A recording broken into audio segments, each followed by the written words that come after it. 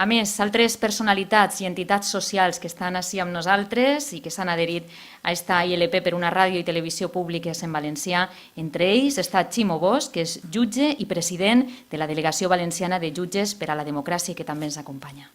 I jo voldria expressar el suport a la iniciativa legislativa popular perquè crec que és una iniciativa necessària per a la societat valenciana i també perquè la televisió pública en la nostra llengua és un instrument imprescindible per a garantir els drets lingüístics de la nostra gent, en drets que estan reconeguts a la Constitució i a l'Estatut d'Autonomia i que dissortadament són drets que no s'han valorat en cap moment per a abordar com es va fer en la liquidació de Ràdio Televisió Valenciana. Crec que la iniciativa és necessària. No tindre una televisió en la nostra llengua per a les generacions posteriors va suposar un pas més en l'extinció del valencià. Al mateix temps va donar una perspectiva des del moment que n'hi ha moltíssimes televisions en castellà i en altres llengües. No tindre una televisió en el nostre àmbit territorial, la perspectiva sociolingüística que ens dona és que som una llengua de segona, marginalitzada i que no té dret a estar al nivell propi que li correspon a la cooficialitat. En aquest moment tenim una cooficialitat legal que està soterrada en l'àmbit audiovisual i això pense que és intolerable.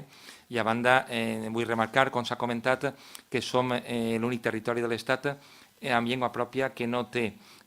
una televisió pública i això jo pense que és una excepció ignominiosa i pense que és un colp a l'autoestima del poble valencià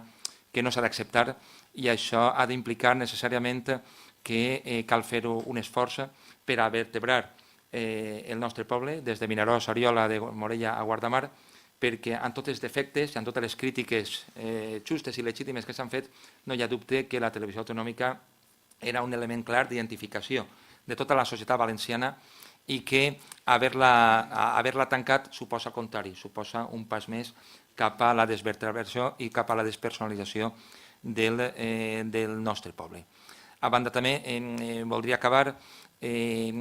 recordant que la desaparició de la televisió valenciana és un símptoma de moltes coses que estan passant al nostre poble, de la fallida de molts elements, de la fallida de les estructures financeres valencianes, de la quebra del nostre sistema productiu i el fundido negro que dic, el fundit negre de la televisió autonòmica passa de símptoma a metàfora de moltes coses que estan passant ara en el territori valencià. Això implica que el contrari també ha de ser un altre símptoma. Jo penso que una iniciativa com aquesta és una iniciativa il·lusionadora, constructiva, positiva, que vol capgirar tots aquests episodis de desfeta al nostre poble i de recuperació precisament d'aquesta autoestima per a consolidar un projecte social modern i avançat en aquest moment històric. Per això tot el meu suport per a que una nova televisió plural, pública, valenciana i de qualitat, com diria Vicent Andrés Estellés, assumisca la veu d'un poble.